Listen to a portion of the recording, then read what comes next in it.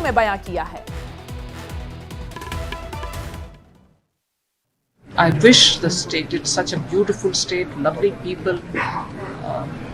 Manipur will have to come out of this crisis, and I honestly do think all of us will have to put our efforts to get that state back. बहुत विभत्स है उसकी आप ये मान लीजिए zero tolerance है towards crime, और सरकार हर वो काम करेगी जो क्रिमिनल्स को सजा देने के लिए आवश्यक होता है। कहा गया है कि हम देश भर में अमृत महोत्सव बनाए जा रहे हैं। किस बात की महोत्सव? मणिपुर, मेरी भारत माँ की एक अंग जल रही है। कितने दिनों से ये आग लगी हुई है। प्रधानमंत्री मौन व्रत और सारा कैबिनेट गूंगे और बहरे बन के बैठे हैं। मणिपुर में मेरे बहनें, मेरे बेटियां, इनकी हालात क्या है, क्या दिख रहा नहीं है? आज मणिपुर में आग लगी हुई है, क्यों सुनाई नहीं देती उन लोगों की आवाज? क्या उनकी कोई हक नहीं है संविधान का दिया हुआ? क्या वो देश के भागीदारी नहीं है?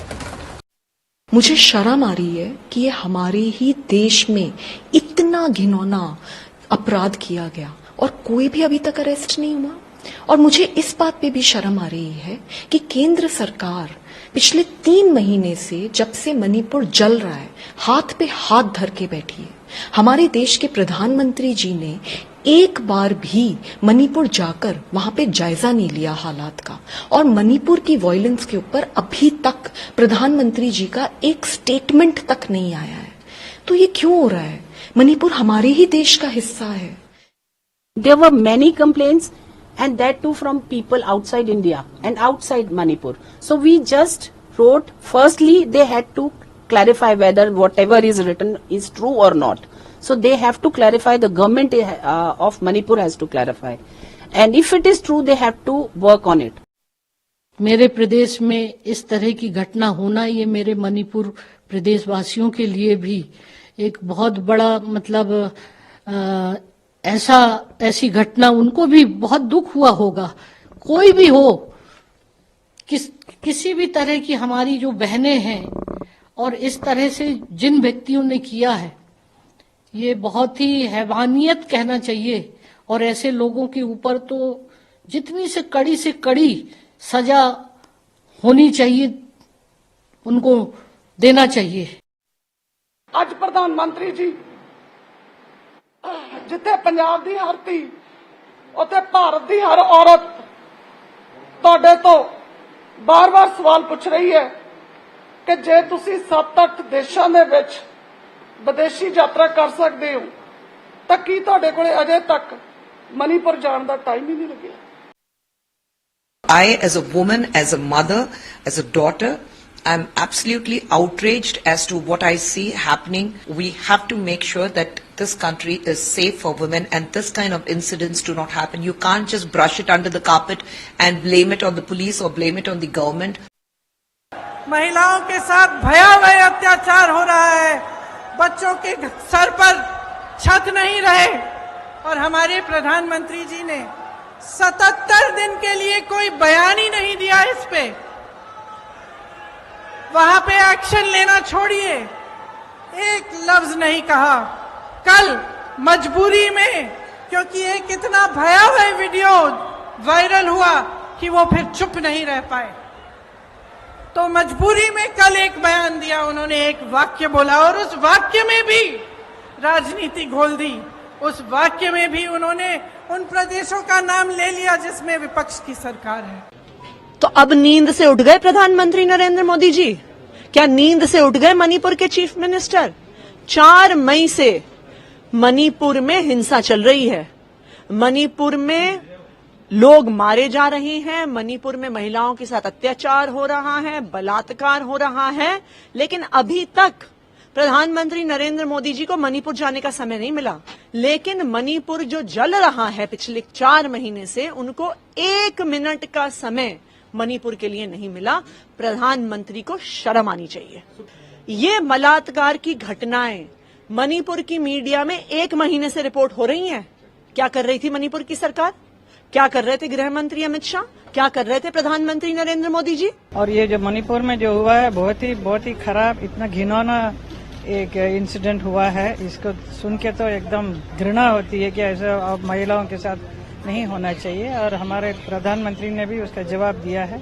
So the proper things will be taken care. वो विपक्ष ऐसे बोलते रहेंगे ना, उनका काम है हमेशा वो जो भी मोदी जी करेंगे उसके अगेंस्ट बोलते रहते हैं, उनका कोई मान्यता नहीं है। मणिपुर में जो हो रहा है खासतौर पे महिलाओं के साथ, उसमें हमारी रूह तो कांप गई है।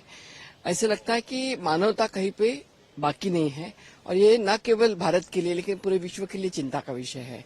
हमारे देश के अगर आज भी देश के जो राज्यकर्ता है, जो अगर आंख पे पट्टी बांध के ये देख रहे हैं, सुन रहे हैं, तो मेरा आह्वान है कि उन्होंने इसमें तुरंत ध्यान देना चाहिए। सदन में चर्चा तो होनी ही चाहिए। हमारी फर्स्ट प्रायोरिटी ये है कि मणिपुर के लिए चर्चा होनी चाहिए। ना प्रधानमंत्री ने अंदर कोई शब्द उच्चारण किया देश में, न देश के बाहर, सब जगह घूमे, लेकिन मणिपुर में जाने के लिए उनके पास समय नहीं। ये बहुत शर्मनाक बात है। Because last night we couldn't sleep when the video surfaced. We knew about this that it happened, but we never had the evidence that we need that. And yesterday it came. Our tears has not dried up since the incident, and the video that has circulated has escalated our emotions to the core. So yeah, we're so happy that the Supreme Court has taken suo motu and that something will be done. देखिए, जो भी खराब दुर्घटना होता है, ये घटना नहीं दुर्घटना है, ये तो हम भी लज्जा बोध कर रही है। हमारा आदरणीय प्रधानमंत्री जी, गृह मंत्री अमित शाह जी इस बारे में जरूर चर्चा किए होंगे, और इसके लिए जो करना है वो जरूर करेंगे। हमारा विश्वास है प्रधानमंत्री जी का ऊपर। और लेकिन मैं बार बार बोलूँगी, एक महिला होने के नाते इस तरह की घटना भारत में नहीं होना चाहिए। प्रदर्शन इस तरीके से नहीं होता है, और हम सब इसके खिलाफ हैं। इसके खिलाफ हम लोग आवाज उठा रहे हैं। काफी लोगों से बात हुई है आगे जा, लेकिन बार बार जो होता है, देखिए मणिपुर में हुआ और जगहों पे भी हो रहा है, यानी आम जनता के बीच में भी हो रहा है, अथॉरिटीज, पुलिस या जो भी है उनके बीच में भी हो रहा है। कारण क्या है उसको ढूंढना पड़ेगा। हर वक्त हम नारे लगाते हैं या बोलते हैं इस तरीके से, आगे क्या, ये मेरा सवाल है। बहुत अनफॉर्चुनेट इंसिडेंट्स आ रहे हैं सामने मणिपुर और राजस्थान से भी, जबकि मैं राजस्थान से अभी आई, और कल एक राजस्थान के इंसिडेंट में भी 4 लोगों को जिंदा जला दिया गया, जिसमें से 3 फीमेल थी, 2 women and 1 infant child, girl child. उसमें भी हमने कॉग्निजेंस लिया है और डीजीपी को लिखा है। एक टीम जा भी रही है फैमिली से मिलने के लिए राजस्थान में। I have not only talked to the DGP, I have also taken cognizance and talked to CS also, because CS is the administrative in charge.